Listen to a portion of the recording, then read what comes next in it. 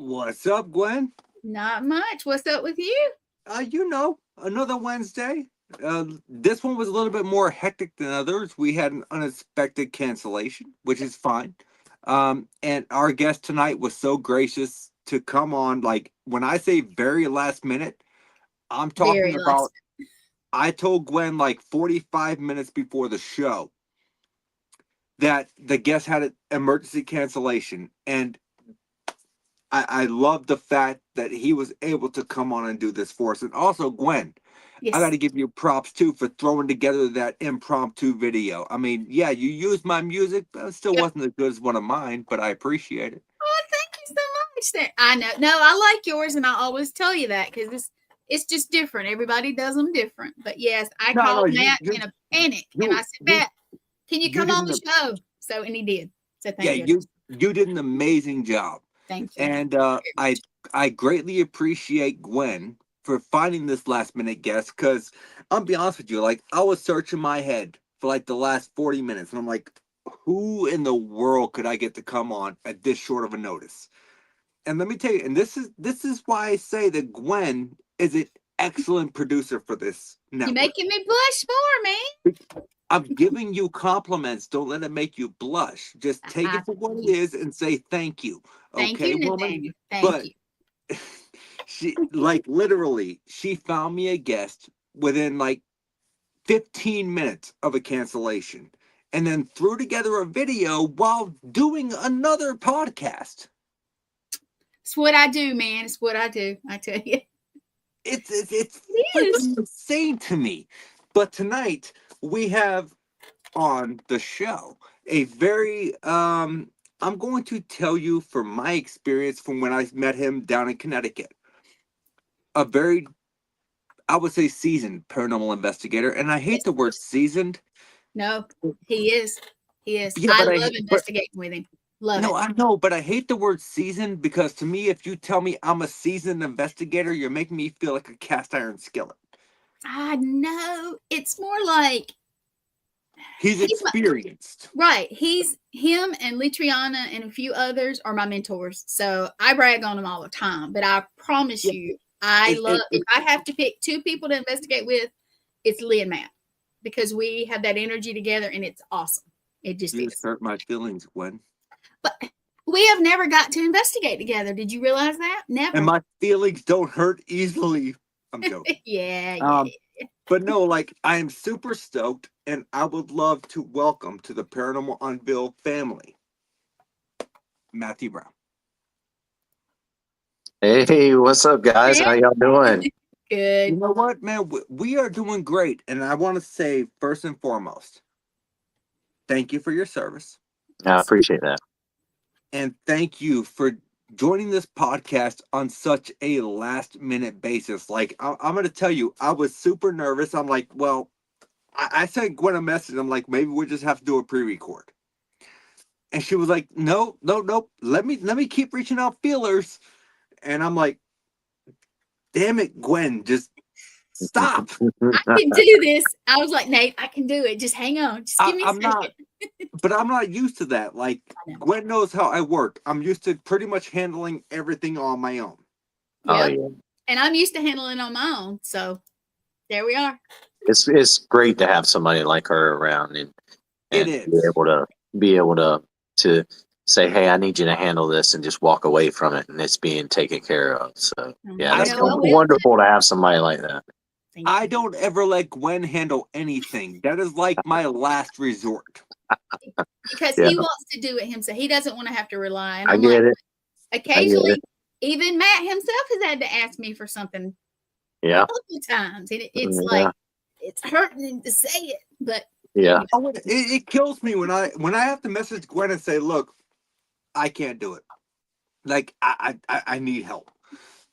and I'm the that's what kind I'm of sitting here guy. waiting on.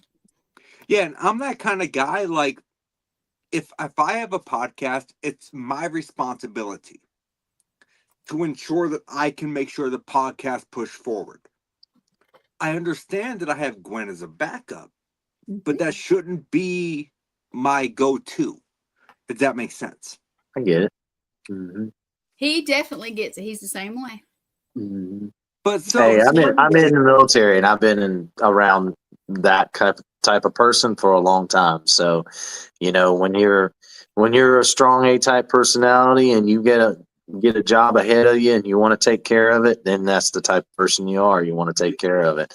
And sometimes it's hard to pass that reins over, but when you look have at the to. beginning of their show, the intro that you guys have, and you see all the guests and all the different shows and stuff, that's one of the awesome things about this network is I know that It is. everybody will pull each other's back at some point in time. That's It why is. quality over quantity. I personally have crazy when I see somebody wanting to come on, a million things goes through my head.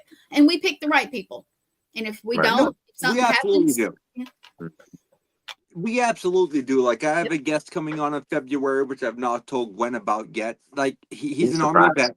He's a Marine vet actually, but he you served see that. overseas and he has multiple different paranormal experiences that he wants to talk about. But he also runs his own beef jerky company. Yeah. And he's like, "Well, can I talk about the beef jerky company?" Yeah, dude, I'm having you on the show. Why can't you? I would prefer you have 2 bags waiting to go so you can freaking show your stuff. Oh yeah, that's awesome. So Matt, let me ask you, you are Army, correct? Yes. And still active. Yes. 22 years. So have you ever done any tours overseas? Yes, I've done 3 combat tours. Yes. So can I ask where at? In Iraq, I did 2 tours in Iraq, and then I was in Syria and Jordan. Okay, so But I was Iraq. in Syria and Jordan when we weren't supposed to be in Syria and Jordan. So So is that a classified thing, or can I ask how did you end up there we when you can were talk supposed to be about it. there? It's there's I'll stop if there's something that I shouldn't talk about. But there's some pretty cool stuff that No, we can't talk about. I was just curious how you ended up there when you weren't supposed to be there. It was quite interesting. I will believe it's probably okay to talk about this. So I ended up I don't. going to do some work with the State Department and was sent to, with my background in Army aviation, I was sent to Jordan to train the Jordanian Air Force, which their helicopters and their everything that flies is under their Air Force. Correct. So, and I'm a helicopter guy. So, we went in to train them how to do downed aircraft recovery because they've always been a defense force. They never flew outside their country. So if something went down, it was inside their country. And now they were flying missions into Syria, and they were losing aircraft and didn't have a plan in place on how to go in and pick the guys up. So it was quite funny because there was a bunch of Hawaiian guys with me, from a unit out of Hawaii, and me and one other guy from South Carolina. And they said, "Oh, well, you guys are going to be agriculture specialists, and we're going to go in and train agriculture, and that'll be your cover as you go in." And I said, "Okay, where are we from?" And they said, "Oh, you're from Canada." Wait a minute. That's the You worst want place this for voice? agriculture. You want this voice to sound like it's from Canada, and you want a bunch of Hawaiian dudes to sound like they're from Canada. I said, "Okay, we'll make it work." Oh, that's horrible. It's a funny That- story. that is- yeah, I'm not gonna lie to you. That was not what I expected to hear. 'Cause that is a horrible cover. It was a horrible cover. It was a horrible cover, but we made it work. And I think the only time I really had a hard time with it was we were going through the mountains in Jordan, and we had a little downtime, so we were going to visit a couple of the really awesome sites that are in Jordan that you can go see. And we had been at I want to say it's called Mount Nabu. It's where Yes. Moses' temple is at, Yes. right?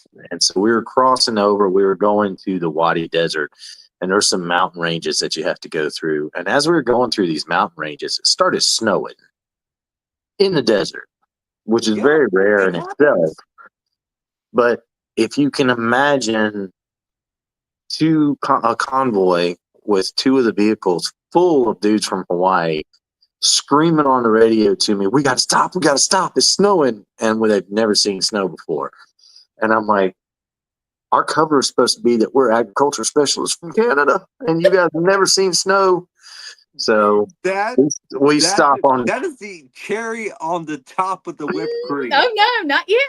So we get up on top of this mountain. I said, we're on the tippy top of this mountain. The road is getting ready to crest over the top. So I said, all right, this is as good a place as any. There's one house over here. I said, we can cover that house if we need to. I said, if we got to stop, we'll stop.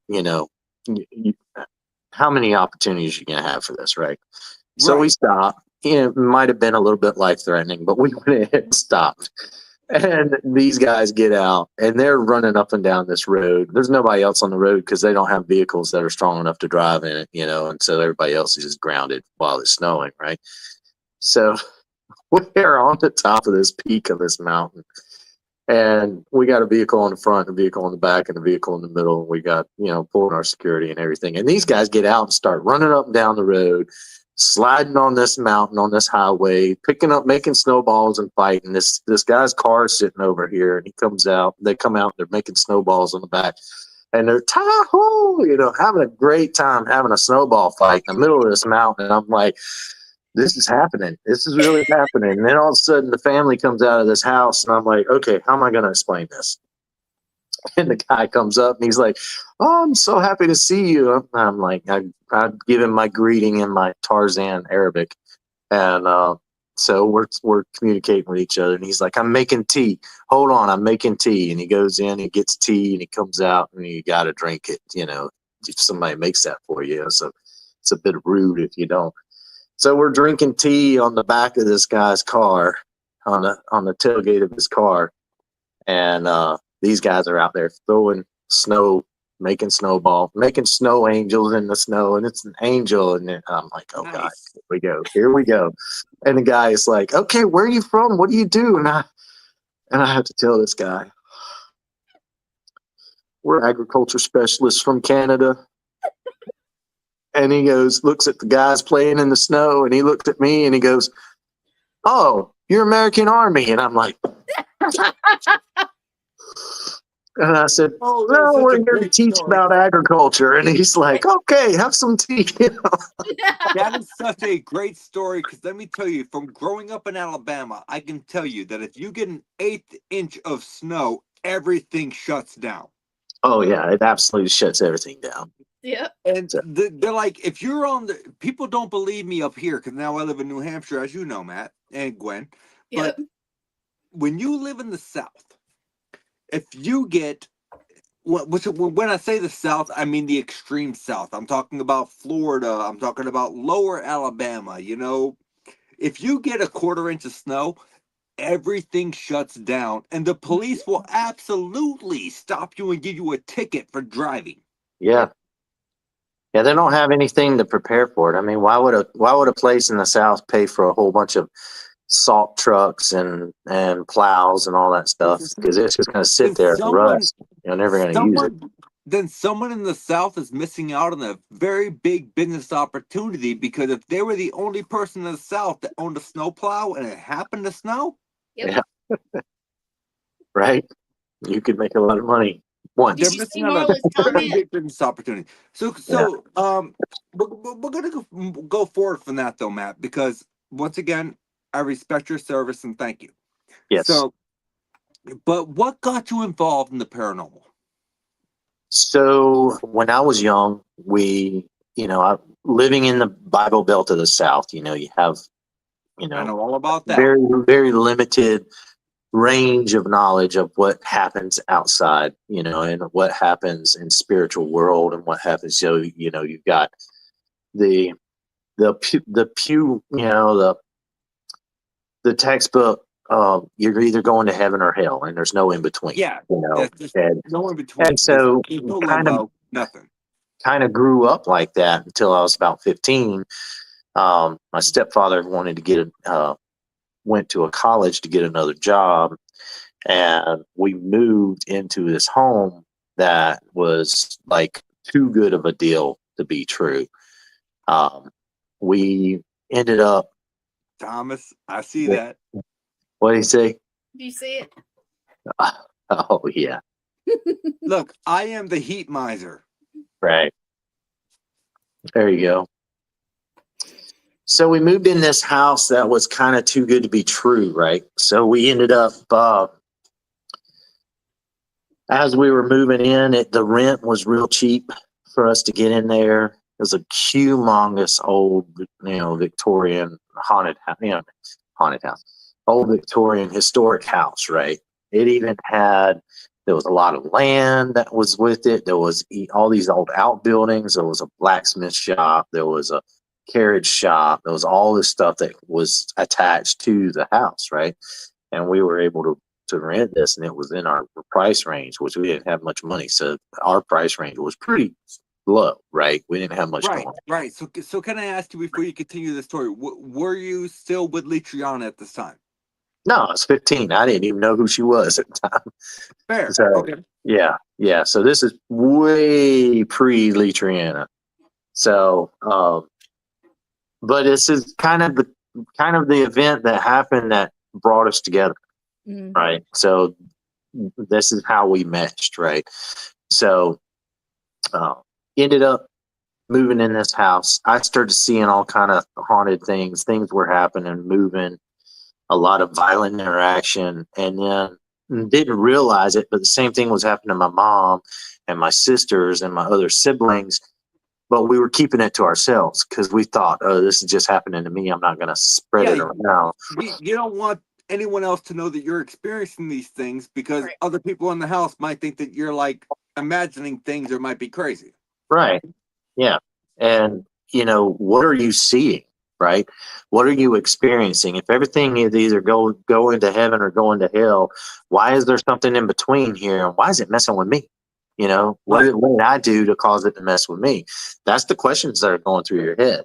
Mm-hmm. And so eventually all this stuff started happening in front of other family members. So multiple family members were experiencing things at the same time. And once that happened and family members were experiencing things at the same time, there was no hiding it anymore. And then we started talking about, what happened to you? Did you see this guy? Did this image happen to you? I saw this through the window. I was outside looking in and I saw something happen. So we started experiencing a lot of stuff, and the house turned violent. And we ended up having to try to find a way to fight it. Can I ask, violent how? Do you think it was demonic? Do you think it was just a negative human entity that happened to inhabit that space that was trying to push you guys out? Because violent can go multiple different directions. Right. And, I'm not one of those guys by any means that says everything that happens is a demon. Yeah, the D word. I am not that guy, because if you look at where demons come from, they're fallen angels. Yes. There's only 200 million angels. And if you take a third of those, there's now 666,666 demons. Look, we don't need the mathematicals here, brother. Right. So I love the mathematicals, but let me tell you, my mind cannot compute that at this current moment. They're going for a target. Square root of 666, and I can't do it. They're looking for a target-rich environment. They're not coming after me. They're looking for a target-rich environment. They want someone that's going to give them the best bang for their buck. And knowing what I know now, you're inviting that in before you're creating a problem. It's not just grabbing you, right? So I didn't understand what we were in, right? And being 15 years old, knowing nothing about the paranormal, I'm sitting here trying to figure it out. So I went to preachers and pastors and stuff like that. I talked to my pastor about it. He turned white-faced. I mean, he was just like, oh my God, this is not, I can't do this. Scared the crap out of him. I was working on a couple different farms at the time. Typical kid trying to raise money so I can buy a motorcycle and a car and trucks and stuff. thing, go out on dates with girlfriends, that kind of You thing. don't strike me as the motorcycle type. Like, I'm not gonna lie, you don't strike me as the guy wearing the leather and the spikes. Like, you don't strike me as a motorcycle type. But I like Yeah, it. yeah. I've got several motorcycles actually, and I've always had some. So, yeah, I'm more of a, cruising and speed. I myself will never ride a motorcycle. They scare the fuck out of me. I mean, yes, I just dropped an F-bomb. They scare the Yeah. fuck out of me. That's what we have. So I want to add real quick. If you guys want to know more about the story Matt's going to finish in just a minute, he can tell you after he finishes where to go see it. Because he is yeah. actually, Yeah. so yeah. Yeah, because like me and I don't know. It's just like, for me, it's not my own driving. It's the other people driving that freaks me out. Oh yeah. Yeah. No, it's for me, it's a real freedom thing. And I live in the South, and I'm real close to some really amazing roads up here in North Carolina, Tennessee, and the Tail of the Dragon, and Devil's Back, and all that stuff. I'm right here at those roads, and it's a day ride to go to some of those roads, and so I've kind of grown up in that. So I love it. So can I ask you, since you live so close, have you ever made the ride to Point Pleasant, West Virginia? Point Pleasant, I have not. Oh no, I have not. It's on a list, but I haven't done that one yet. So do you think the Mothman was really an entity, or do you think the Mothman was a figment of people's imaginations? I think when you get stories like that have so more than one person are coming out with the same thing, and people that have not had that image planted in their head, that don't know it prior to, and all of a sudden this person who is completely, virgin minded to that, has never been, told about the Mothman or what to look for or what it's going to look like, and all of a sudden they're seeing the same thing that multiple witnesses have seen. There's a base of truth to it, right? I agree. And I'm one of those guys that I will never say it can't happen until absolutely it can be proven that it can't happen. Because That's fair. the stuff that I've seen and experienced over the years in both my paranormal investigation and teaching background and in my military background, there is no way that Okay, so I see that everybody knows everything, right? Yes, the bridge that collapsed was still there, but they rebuilt it. The Silver Bridge, and it's an amazing spot to go and visit. I don't personally believe the Mothman had anything to do with the bridge collapse. I don't think he's a harbinger of doom. I think he is more of a warning symbol. Right. But hey, something is about to go bad. Yeah. And you need to pay attention. So we have something similar to that here in South Carolina, because we have a lot of hurricanes. So we have the gray man that comes up the gray man our coast, and I'm so glad you brought that up. Yeah, he's come up several times, and I actually have met some people that have actually had encounters with him. But all he is basically warning people of the time frame that, hey, a storm's coming. And if you've ever experienced a hurricane, the days before, and sometimes it's a beautiful day, and like the surf is going out, so sometimes it looks like a wonderful day, and then next thing you know, it all hell's breaking loose. Snap of a finger, and that's exactly what I remember when I used to live in Alabama when Hurricane Opal came through. Yeah. And Hurricane Opal was a Cat 3 when it hit Alabama. And what I can remember was it was a clear day, nothing out of the ordinary, and all of a sudden you had winds, you had rain, you had lightning, and it was almost instantaneous. Right. And then the eye of the storm went right over us, and for some reason, which we all know now due to meteorology, that the eye of the storm is the calmest part. Right. So we go outside, and I'm like, man, I see a lot of damage here, but that wasn't that bad. And then the other side of the eye wall hit. Yeah. And I'm like, well, shit, I need to get back inside. Right. And Right. I was like 12 at this time, maybe a little bit younger, but still, if you've never been through a hurricane, it's something that you do not want to experience. Yeah. I was Yeah, we gonna had say, I'm not gonna lie, I was gonna say you need to experience, but no, you don't need to experience that. yeah, No. you definitely want to respect it when it's coming. You know, don't think you're just going to stand out there and scream at it and it's going to go away. No, Uh, see what my yeah. Oh, really, father man? what my Really? father did was my father literally 2 days before Hurricane Opal hit had just built a whole new front porch for our trailer. Oh, Oh, no. And well, Hurricane Opal comes and a tree fell right through the porch that he just built. yeah. But Yeah, it, we got hit recently with Hurricane Helene, and Last year. I had a very well established oak tree in my front yard that came down and took out my tractor and one of my cars. you want a tractor? Flattened the car and split my tractor in half when it fell on it. Mhm. No So shit. This is an old tractor, and that thing. yeah, Oh, yeah. yeah, and that tractor had been in my family since 1948, so it was one that So it's more it's like a a family heirloom. It it wasn't like just a was. tractor that you bought. Yeah. Yeah. Now, my other tractor, fortunately, was on the other side of the house and didn't get damaged, which I had to have it to pick the other tractor up and get it out of the way. But yeah, Well, it was. my It was only question here is why have you not invited me to come and drive the tractor?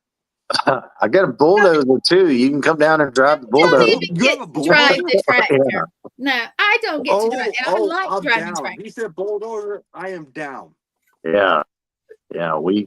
I got a little farm that I'm fixing up that eventually I'm gonna have pecans planted on. So I have a bunch of Nice. pecan trees. I love how you said pecans because people up north pronounce it pecans, which is completely wrong. Do you ever Hey, look at them and as go, long what's as they keep buying them, they can pronounce it however they want to. that? So what are your thoughts on boiled peanuts? Oh, I love boiled peanuts. Yeah, If they're done right. you have to have somebody has to know what they're doing when they do it. If they're done right. There's some things you can do wrong and you can mess up boiled peanuts, but You you absolutely can. can also do it very, very right. So Have you tried No, the kind that I have the love it. pickle So, flavor? no, that is called messing up something that is a good thing. yes, I concur. I concur. Certain northern people that I was in the South with recently loved them. And I was like, no, that's not, no. Northern people. Not you. You weren't in the South. I was raised in the South, so I Yeah, but I understand was what a on a good boiled journey peanut is. and we were driving and somebody suggested they got those peanuts and he loved them. And I was like, nope. Well, That's not right. thank God you live in the Carolinas because people from Alabama can't fucking drive. It's not that much better here. It's People not that from much Florida better are here. worse.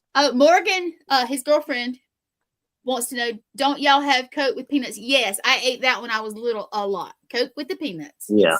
Yes. So here's the thing. The Coke with the peanut theory. You have to have hard-shelled, salted peanuts. Mm-hmm. Yeah. And you drop them into the Coke, and it creates a completely different flavor profile. Mm-hmm. Yeah. Yeah. I have never personally tried it because A, I don't like Coke. I'm a Pepsi person or an RC person. B, I don't really eat nuts, and I'm not gonna make a comment that I was gonna just make there, but we're just we'll carry on. But Right. I think that the whole theory behind it works, and you know what? It's been around since like the slave days, like back in like what was it 67 68 is when they actually reformulated Coca-Cola to where it didn't have actual cocaine. Mm-hmm.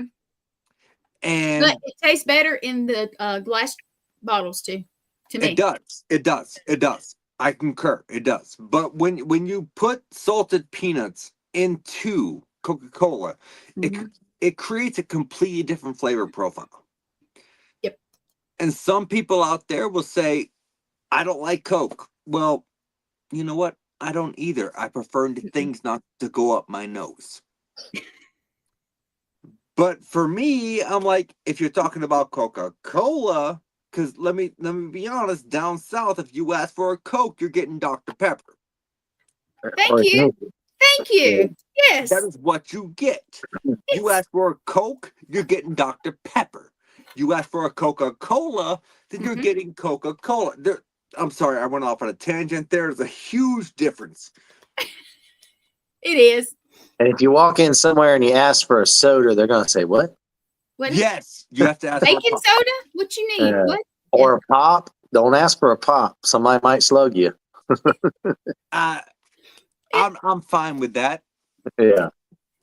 But typically you ask for a Coke, you get a Dr. Pepper, and that's what you get. And I've tried to explain this to Morgan multiple times. She's like, but Dr. Pepper's Dr. Pepper.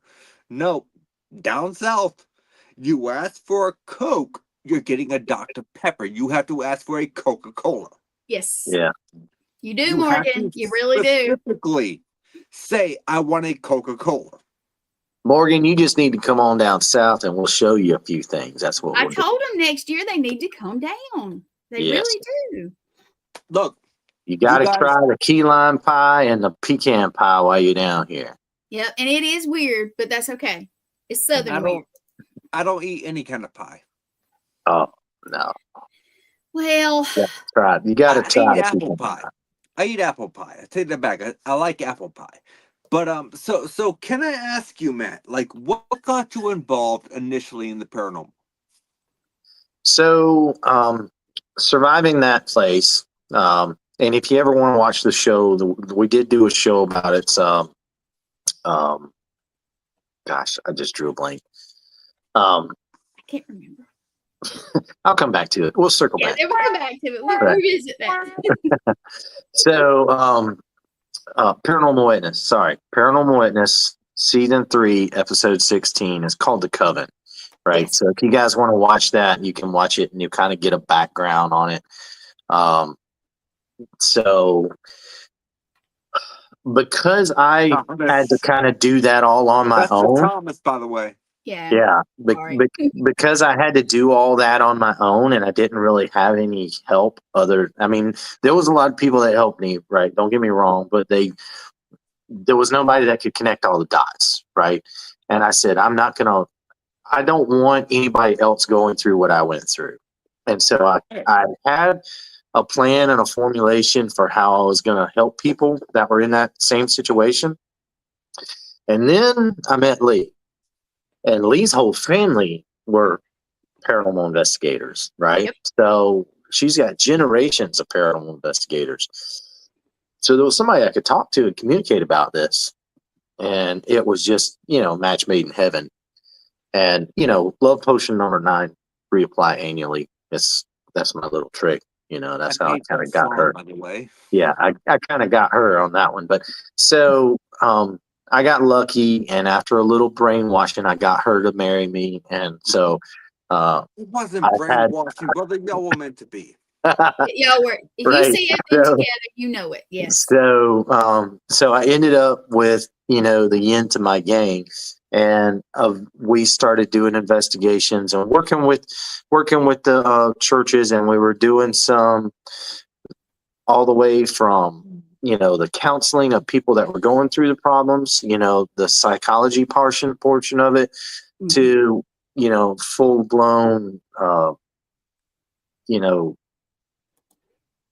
just tearing down what is causing this, right? Getting to the root cause of where this is all coming from. And that's when we started, really studying the parapsychology of it. And, to fully understand that, you got to understand people, for one. You got to understand the afterlife, but you also have to understand the backgrounds where all these people come from, yes. Both the spirit that you're dealing with and the people that are being affected. Because, if you've got a spirit that, came from a Catholic background, and you got a a Wiccan person that's being affected, you can understand, they may not jihad on a lot of things, and that can create a lot of problems. So I wanted to learn how to heal both the living and the dead, because there's no time, healing comes in all forms of life, right? In That's all forms of existence. And then we started teaching, because we saw the need for the expansion. People needed that answer. They had those questions. And we've thoroughly enjoyed the teaching aspect of it, growing the community, the full understanding of what's going on. Even students that have come just because they had an experience and they wanted to understand their experience more, but may not have wanted originally to be an investigator or go out and be a parapsychologist. It's amazing once they get that comprehension, that understanding of what's going on out there, then they want to grow and they want to get into it. So it's really, really amazing watching people grow and have those aha moments where they get that understanding of what's happening. Yeah, and I feel like, I've been in this field for a little bit over 18 years. You've been in this field for quite a while yourself. Yeah, And over when 30. you have that aha moment, you know what it is. Oh, yeah. And for me, though, I'm not going to lie to you. I don't believe that a parapsychologist exists. I do not, compared to the contrary, believe that someone can be a parapsychologist. Because, simply put, everything that we do is a pseudoscience. Mm-hmm. So Until it's proven. But how can you put yourself in the format of a parapsychologist when we cannot prove what we're experiencing in a scientific setting? Well, I feel like that's kind of contradictory that's to me. So that's the problem with scientific settings, right? So you can be in a scientific setting, you can have a hypothesis, and you can prove it one time. And therefore you have proven your hypothesis. Now all you have to do is recreate it one more time, and now it's proof. It's fact, right? You recreate it one more time, and now you've got fact. I have seen paranormal issues where things have been proven thousands of times over again. Hypothesis has been proven thousands of times over again, but no one wants to accept it in the science world until it intersects with what they're working with, right? Exactly. Until you get a scientist that's saying, hey, I want to prove that there's multiple dimensions in the world, and they prove that there's multiple dimensions, and then they start working on communicating and sending information back and forth, and then they realize, well, what am I talking to on this other side? What are these people I've been talking to for hundreds of years with proof that now we're looking at the same thing? So eventually the scientific world and the psychology world, parapsychology world, which I call it, are they're intertwined. And as we get closer with technology and understanding, and literally, I think these veils are getting very close to each other, and these parallel dimensions are getting very close to each other, starting to intertwine. I think once they intertwine, the science and the parapsychology are going to go hand in hand. No, I agree. And you just almost perfectly explained what I was thinking in my head as far as the correlation to responses. And look, I'm not going to try and repeat it because you worded it much better than I could have. Thank you. Like that shit was amazing. Because I need to fucking just quote your shit in my book and just steal it. In your second book. Matt, where's your book? Go right. Well, I don't have them in front of me, but I do have it. Why have you not written one yet? I've got a couple of them that are out, and I've been co-authors in several books. But I am working on a book about my first experience, the one that's on Paranormal Witness, and then kind of that journey, and then some of the science books that I'm working on with parapsychology. So We'll see. There's more to come. There's always more to come. I'm kind of stuck with this military thing right now. So as soon as I'm retired from that, which hopefully will be very soon, as soon as I'm done with that, I'm able to open up a lot more things, a lot more opportunities. Yeah, how many years have you put in? 22 years. 22.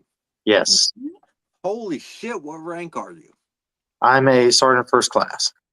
So 22 years of sergeant first. yeah. I wanted to retire at first sergeant, but in the field that I'm in, you pretty much got to wait for somebody to either retire or die to get promoted. Yeah, it's one of those. It's one of those fields that people get in it, they stay in it, they love it, so you just kind of got to hang in there until something opens up. So that's fair. That's fair. I had a military scholarship to Norwich where I could have exited out of Norwich as a second lieutenant. I get it. there you go. It's There fair. you go.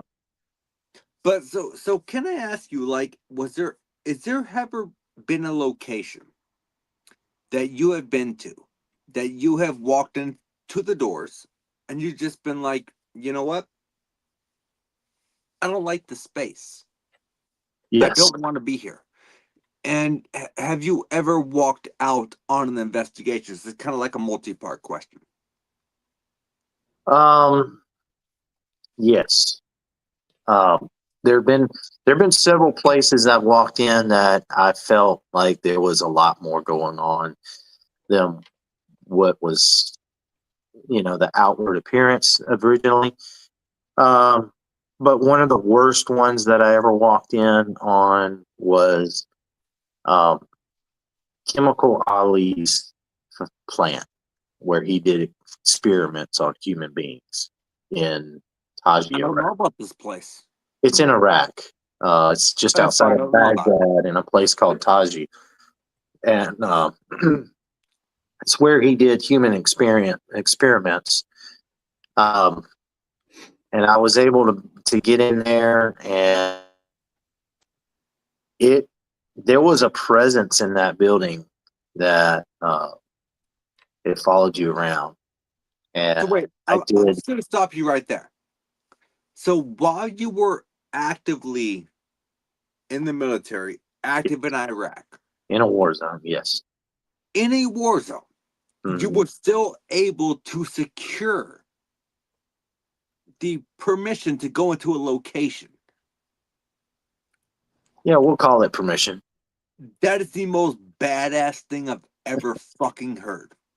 Yeah, it's one of those. It was one of those things. I had a voice recorder, and I went in and I wanted to do some questioning. I wanted to do some investigating, and so I asked questions as good as I could.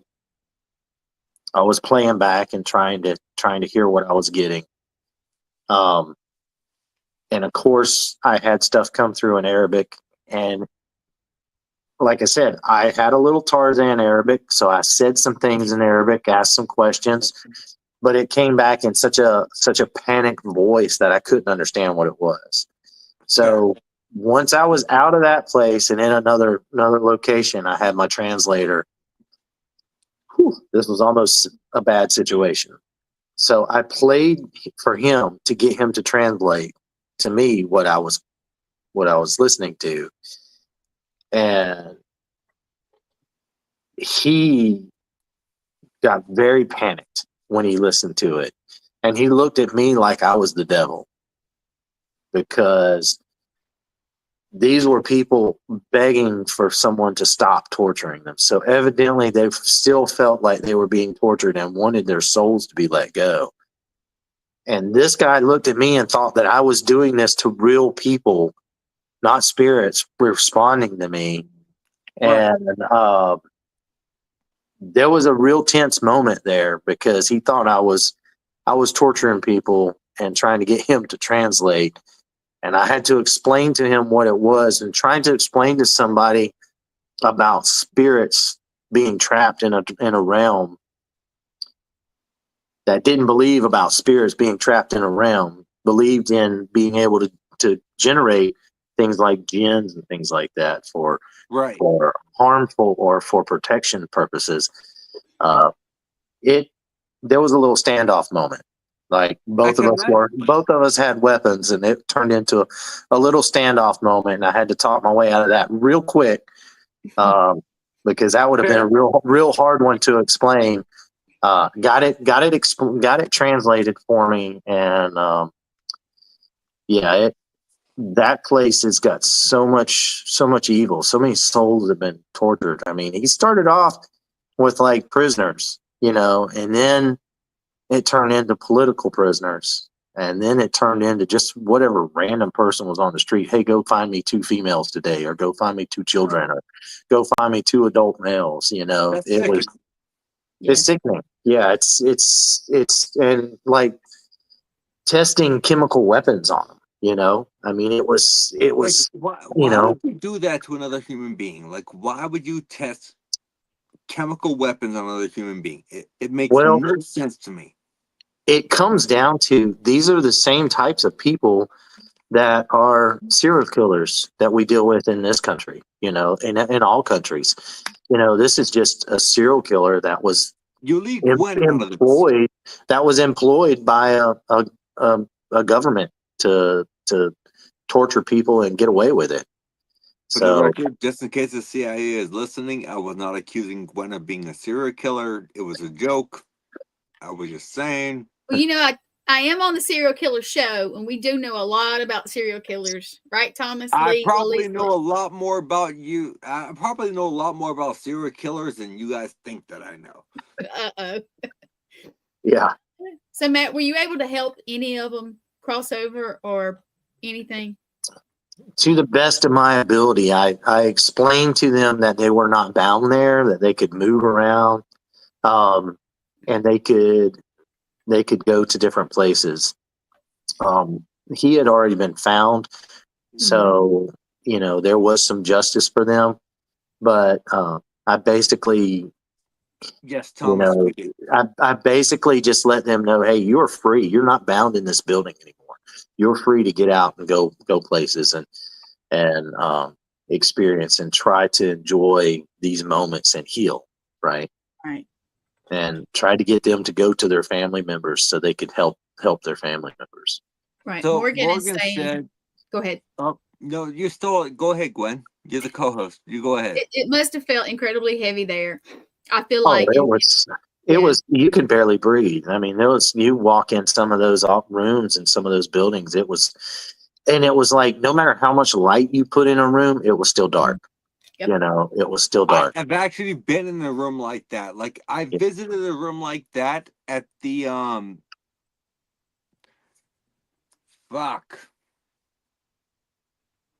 sorry, we talked about it not long ago. Sloth Furnaces. Sloth Furnaces. In Birmingham, Alabama. Yep. There is a room that when you walk in, it doesn't matter if you have a flashlight or not. It's like the flashlight is instantly dimmed. Yep. And we've been there. You have. Yeah. One of the places that we went that had a lot of activity was in the tunnels in Sloth Furnace. And we were about halfway down the tunnel. It was all, well-seasoned investigators. But while we were there, 2 football players showed up. This is funny. And they both played for opposite teams, but they played in college, in high school and college. High school, they played together, but they were on opposite teams that really weren't supposed to be friends. So they would go places and meet up and hang out together, but making sure it wasn't around the rest of their teams.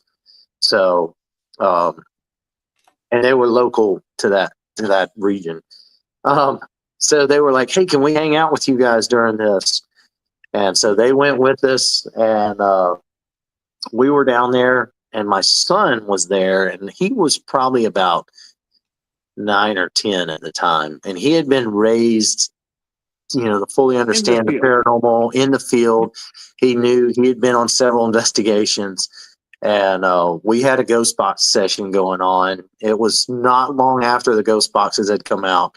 We're down in this tunnels, which is surrounded by metal slag, so no signals were getting in there. Really, actually, a very good place to test that It equipment. really is. And the investigator asked a question, and the voice came through. And one of the investigators was like, "Y'all better hurry up! You're getting behind on your work." And it started cussing. You know, the spirit Slag. started cussing, and all of a sudden, these two boys got terrified. They said back to back. And they got back to back. And they held their hands up like they were going to fight. They were freaking out. What did And they my do? son, it was so funny because my little 9-year-old son reached up and tapped him and said, "It's okay. You'll be all right. I'll take care of you." And they said, "All right, little man." And they just kind of grabbed him and put him in front of them. And they said, "We're behind you." And Yes. so my Let me tell you, 9-year-old son I was can- behind these two big football players, right? College level football players. I can honestly tell you, you were the first person I've ever interviewed, or the first person I've ever talked to that has been to the Sloss Furnaces. Oh yeah, it's a great place. It's a It is great place to go. amazing, like the history Yeah. all around. And if you want a paranormal experience, which I don't think it's open to the public for investigations now. I think they're open for tours, but they don't do investigations anymore. Right. I think you can do, and I may have this word, like a mini investigation or something. Yeah, but it's like 2 hours. Yeah, you can't go in certain areas, and they got it Yeah, really messed up. it's not like it used to be. It's not like it was an overnight. You were there for 10 hours and you had full run of the facility as long as you didn't climb the towers, because the staircases were known to collapse. Yes. So you did not climb up the towers. You were allowed the ground floors, and yeah, like it's an amazing place. Yeah. Yeah. That was one of the first places we used the SLS camera too. And there's a big wheel, that flywheel that's on this big steam generator. Yeah. And this big generator room. And there was a Did- mechanic that got caught up in that flywheel. Sucked in Yeah. while he was having lunch. Yes, he got sucked into it. And so we were able to use the actual SLS camera, and you could see the wheel turning. The wheel's not turning. All that stuff is That's completely rusted. insane. It's not moving. And you saw No, it his doesn't move body. anymore. You saw his body go around that big flywheel. When I say big flywheel, this flywheel is like 12 feet in diameter. Yeah, It's huge. so what he is talking about is the flywheel that is actually 14 feet in diameter. 14 feet. And when the guy was standing up, he was leaning against the fence and he was having his lunch. The flywheel for the furnace was spinning at such a high velocity that it actually sucked him through the fence. Oh crap! And he got cut up on the flywheel, and obviously, well, you know the rest from there. Yeah. But that is one of the most haunted places in Sloss Furnace.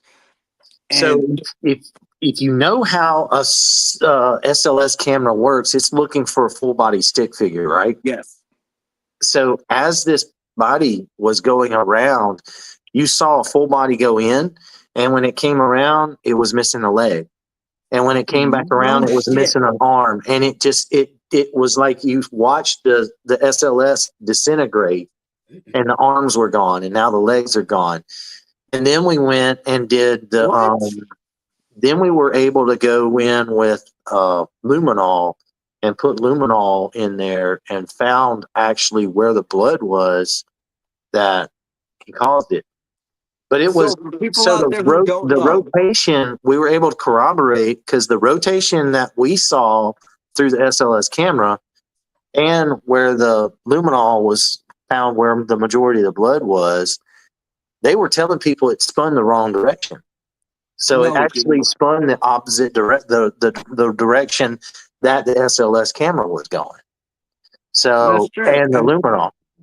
And for people out there who do not know what luminol is, luminol is a base spray.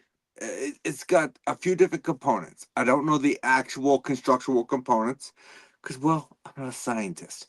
But you can spray it out and then spread out a black light. And when the black light shows, it's going to tell you where blood appears. Yep. Yes. Is that basically right? Yep. Yeah. Most Yep. people have seen it by now at least once on one of the shows. Right. Well, look, Yeah. I'm and not, they have. I'm not a Yeah, scientist. I never claimed to be. I know you're not. So we're coming up on an hour, and Nate is very noticed. particular. But I know Matt is such an interesting guest. I wasn't going to say anything. No, I want to have him back on. Like, I want to have him back on next year. Matt, you're coming back on next year. I'm not giving you a yes or no. It is a yes. Roger that. We'll be back. So, at the end of my show, I typically ask my guests 3 questions, 2 of which are a multi-part question. Okay. So, first place. Every paranormal investigator out there has a bucket list. If you could go to an investigation at a location that you have never been to, that is on your bucket list, where are you going? Well, I would love to go to the Great Pyramids. I Oh, would geez. love to get in there and get in the Great Pyramids. I would love to go back once things cool down and establish and like get baseline. I would love to go back to Iraq and go back to that same place I was telling you about that that with better equipment and translators that aren't going to shoot me. If I show them the wrong That's thing. completely fair. That's completely That fair. is completely fair. That is. Yeah, I would love to get in there. And so I've got this theory, this idea of something that I want to do. I want to create underwater equipment, and I want to dive in Truck Lagoon, where all the World War II ships have been sunk. You get up with me on that, and maybe we can work something out. Yeah. That'd be cool. All right, so the pyramids or whichever one. Nope, I'm going with the pyramids. There you go. I'm going with the pyramids of Giza. Okay. Right? You can bring one person with you, alive or dead. And I'm going to throw a stipulation in here because I know your wife owns the network. So, Litriana aside, you can bring one person with you, alive or dead, to investigate the pyramids of Giza. Who are you bringing? Oh, wow. That's a good one. Ooh.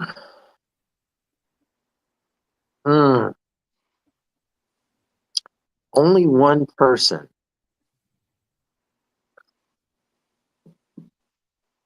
We're sitting here in suspense. Just fucking tell us. Honestly, okay, here you go. Here you go. I would bring Pat. Who? Pat. George Patton. Oh, Patton. Okay. Oh, yeah. Good choice. Good choice. So George Patton, he felt like he had been reincarnated and had been to most of those places before. So I would love if he could come back and understand with the understanding he has now and go with me. Awesome. But right. I mean, there's 1,000 people on that list, and that's just one of them. Cool. That's a great choice. Good answer. So you got the location. You got who you're bringing with you. Yeah. You got one piece of equipment that you can bring with you. Just one. And nothing else. What are you bringing and why? So. And it can't be Lee. She's not the equipment. Cannot be Lee. Now, if you yourself had the abilities, I would tell you, and Gwen's seen it before, I would tell you that's an inherent ability that is a grandfather clause. Nah, true. All right. So I have a experimental piece of equipment that I got from Austin Maynard. And it uses old analog television frequencies to basically makes a ghost box, right? And I believe that if you were in there now, everybody believes that the pyramids were actually power generators and lots of different theories behind that. But I have had so much fun with that piece of equipment and so much evidence that we've gathered from it. We just did an investigation Saturday, and we got first person conversation, and the spirit was able to reveal things that nobody else in the room except for one person knew the answer to. So That's insane. yeah, that I love that piece of equipment. Hats off to Austin about that one, because that's the one I'm taking with me I need to know what this with piece a lot of equipment is. batteries. Yeah, you need like a ton of batteries. A ton of batteries, because it loves to eat batteries, and so do the spirits. They love to eat But you know batteries. what? I don't give a shit about that. As long as it gives me results, I can Oh, afford yeah. the batteries. Oh yeah, Oh, it's amazing. It's an amazing piece of equipment. it is. It gives me a migraine because I can't get the reverb to. When I give you a migraine. No, you actually don't. Matt doesn't most of the time. Well, half the people on the network probably give you a migraine, but that's a conversation for another time. No comment. No comment. Yeah, no comment exactly, because I'm fucking right. But guys, I love all my people. I'm gonna say that. I love all my people. I love them all too. Doesn't mean you don't get on. Yeah, I know. You know what? I can love people and they get on my nerves, and this is what it is. It is. So Matt's got the pyramids, patent, and he's got the, I don't know what that thing is called. Yeah, he never told us the actual name. It's a type of a spirit box. It's a hybrid spirit box. That's a thing that he's built. You get with Austin. Actually, I saw Brandon, my battle buddy Brandon, was on here earlier. Brandon probably knows the actual what he's calling that now. But if you get a hold of Austin and you sweet talk Austin, you might get him to build you one. They're a little expensive, but it's worth it. You know. You tell me his Facebook name and I will add him. And if I think that I can sweet talk him, I'll do it. Yeah, he's a great guy, and he's helped us out a lot with the pieces of equipment. He's one of those guys you can tell him an idea of what you want, and he can put it together. So and he starts doing this because he's thinking, and it's turning. Yeah. Boy, he gonna have a run with me because I'm a hurricane with my thoughts. Right?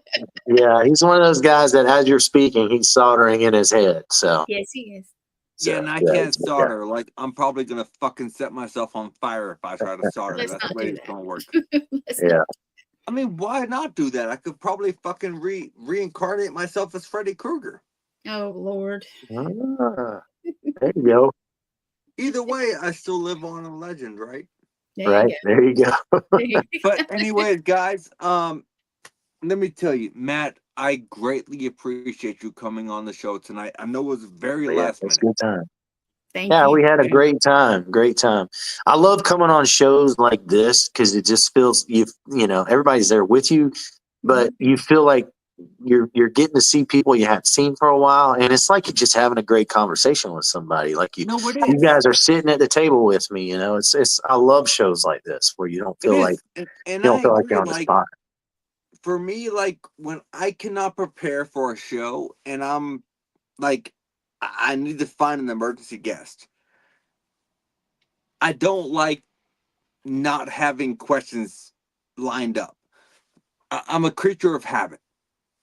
But if I don't have questions lined up, if Gwen tells me I've got a guest that it's just going to work, well, she has just earned my trust. I just need to go with it. Right. See? I would not steer you wrong. I would not. But still, it's a creature of habit thing. I know. Yeah. So I earned a little trust tonight. Thank you, Matt. You did. Actually, you earned more than a little. You earned a massive amount of trust. Well, this is what I do, and this is what I love to do. So, I mean, I think we have found Gwen's niche. So we have. So I get rewarded by the book, right? The book. Yeah, it's coming. And don't worry, Gwen. It's like the killer bees. It's coming. So thank you, Matt. very Well, much. And that has to get up early in the morning too. So thank you Dear guys Lord, so much for dear having Lord, me. normally I'm the one rushing off. She's the one rushing off no, now. I'm just saying I Fucking- very much appreciate it. But I'm joking, Gwen. Calm he down. does. Both of you guys have to get up, and I won't even go to sleep till after y'all are probably at work. Okay, so Matt, if you wouldn't mind hanging out in the background until we run the last promo, I got one follow-up question to ask, and I'll let you go. Okay, will do. All right, I'm gonna I pull you down. greatly appreciate you coming on. Thank you so much. Yep. All right. See, I told you he would be awesome. Yeah, I know you told me he would be awesome, but I Mhm. mean, let's face it, you just never know what you got with a last-minute guest. That's true. But it turned out to be an amazing show. Yes. He was an awesome guest, and I greatly appreciate him taking the time to come on the show. And guys, that was the Paranormal Unveiled podcast with Matthew Brown. It was not the intended guest, but you know what? That's how things roll. That's how the cookie crumbles. Yep. I will see you guys next week. Same spooky time, same spooky network.